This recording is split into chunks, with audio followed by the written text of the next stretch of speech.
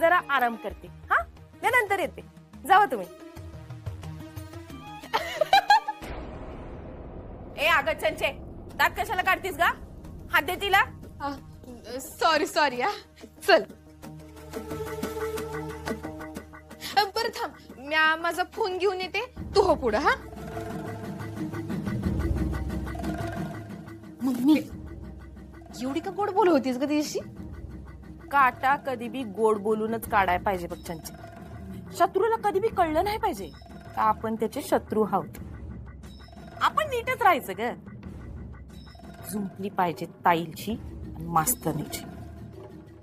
आणि मग काय, दोघांच्या भांडणात तिसऱ्याचा फायदा होतोय. कळलं काय?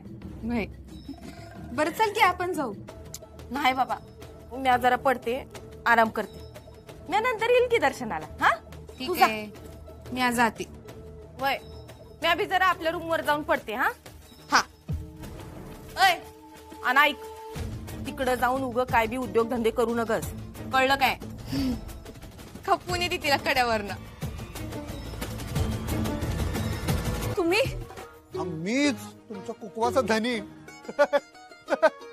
तसं नाही म्हणजे असं का बघायलाय भूत बघितले काय आलं?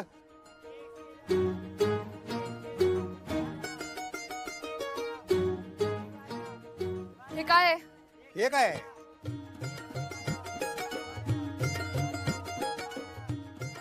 पारंपरिक पोशाख. मग ही बी तेच आहे. आमच्या आई साहेबांनी खास फोन करून सांगितलं बरं काय. मला पण नऊवारी नेसायला सांगितली. पण नाद खुळा दिसताय तुम्ही मास्तरीन बाई. एकट्याला लागाय, हे कुठे गेलं मंडळ? अशी कशी एकटी सोडल, मी आहे की सोबत. नमस्कार अधिपतीराव. नमस्कार. नमस्कार वहिनी. नमस्कार. आपली ओळख?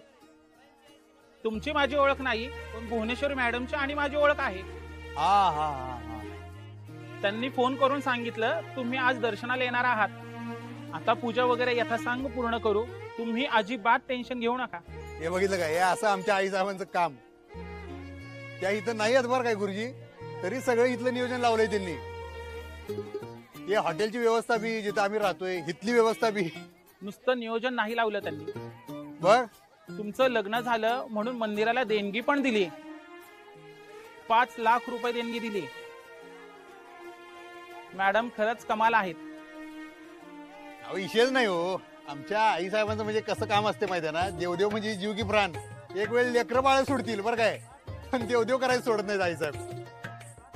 चला जाऊया काय? थांबा थांबा, असं जायचं नाही. मग मग नवऱ्या मुलाने नवरीला उचलून न्यायचं असतं. प्रथा आहे तशी. नाही, देवदर्शन करू आम्ही, पण असं उचलून वगैरे नेण्याचं नको ना. अहो, नव्या जोडप्याने असंच देवदर्शन घ्यायचं असतं. अहो, देवाच्या दारात नाही म्हणू नका. पहिल्या पायरीचं दर्शन घ्या, मी पूजेची तयारी करतो.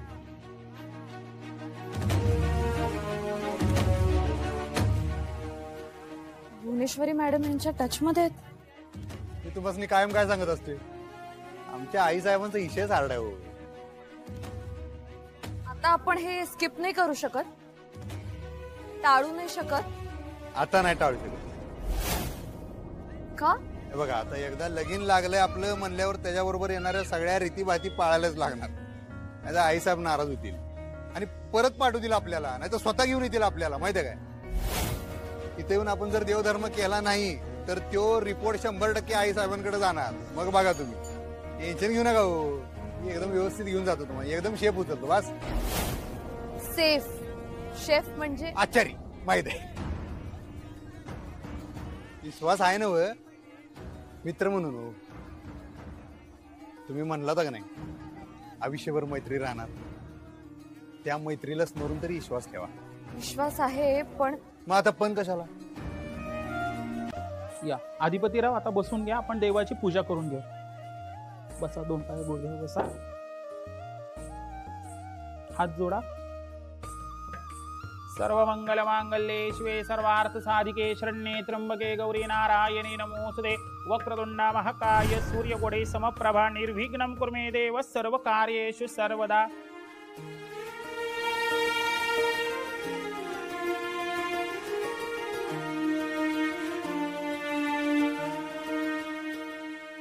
माझाही वाणायची ओटी भरा.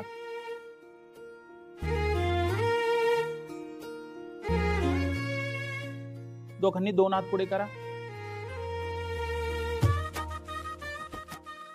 देवाकडे बघा. देवाला जे काय मागायचं असेल मागा. देवाला प्रार्थना करा. अत ध्यानम द्याहेन मल्लहरिदेवं कणगगीर्णिभं महाळसा भूषदंगमा. देवा, शेवटी आमचं लगीन निर्विघ्नपणे पार पडलं आणि आम्ही जोडीनं तुझ्या दर्शनाला इथं आलोय. आता आमचं मास्तरीनबाईंसंग 7 जन्माचं नातं आहे आणि आम्ही प्रत्येक जन्मात 7 जन्माची साथ मागणार आहे.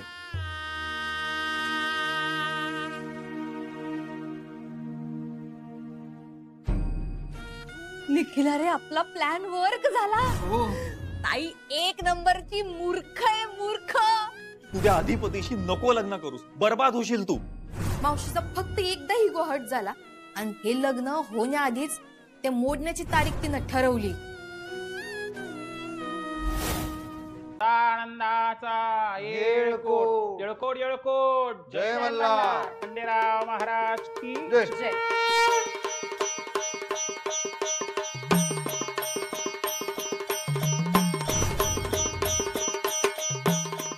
आता आपण आरती करून घेऊ देवाची.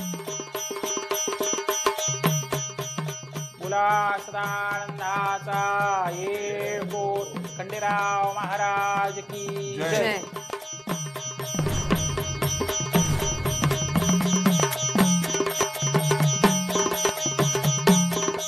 खंडेराया, आम्हाला आमचं नातं जपता येऊन दे. मास्तरीनबाई आनंदी राहण्यासाठी आम्ही जीवाचं रान करू, पण त्या खुश आणि आनंदी राहतील, सुखी राहतील असंच बघू. आणि आता त्यांच्या मनात आमच्याविषयी काय नाही आहे, पण जेव्हा त्यांच्या मनात आमच्याबद्दल प्रेम निर्माण होईल तेव्हा पुन्हा आम्ही जोडीने तुझ्या दर्शनाला येऊ बर. तेव्हा आज मी जोडीनं तुझ्या दर्शनाला आलीये खरी, पण माझ्या लग्नामध्ये माझ्याच बहिणीनं माझी फसवणूक केली. आमच्या या नात्याची सुरुवातच माझ्या बरोबर झालेल्या फसवणुकीमधून झालीये.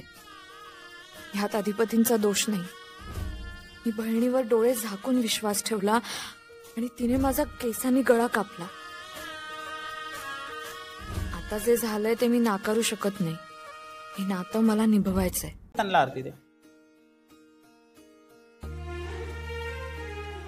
द्या इकडे. का खाली बसवून घ्या. आता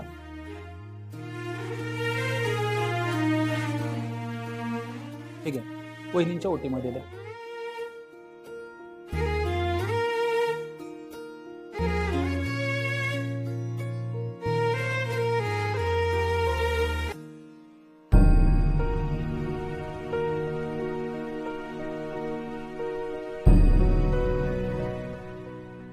देवा, मी अशा घरामध्ये पडलीये जिथे सरस्वतीच्या पूजनाला काही अर्थच नाही. पण आई म्हणते तसं मला अधिपतींच्या घरात ज्ञानाचा प्रकाश आणता येईल का? आणि दुर्गेश्वरी मॅडम म्हणतायत तसं भुवनेश्वरी मॅडमचा मला मोलकरीण बनवण्याचा मनसुबा आहे, तो त्या खरंच करतील का? जेवढं मी भुवनेश्वरी मॅडमना ओळखते त्यावरून एवढं तरी कळलंय की त्या जे ठरवतात तेच करतात. त्यांनी मला गुडघ्यावर आणलं तसं मला शिक्षिकेची मोलकरीण करतील का? तसं खरंच होणार असेल तर मला स्ट्रॉंग राहायला हवं, स्वतःसाठी स्टँड घ्यायला हवा. मला माझ्यातली शिक्षिका कधीच मरू द्यायची नाहीये.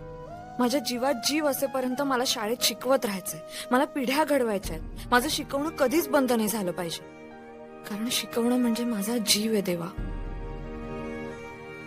देवा, अधिपतींनी मला समजून घेऊ दे आणि इथून पुढच्या प्रवासात तू मला शक्ती दे. मला सूर्यवंशींच्या घरात ज्ञानाचा प्रकाश आणता येऊ दे.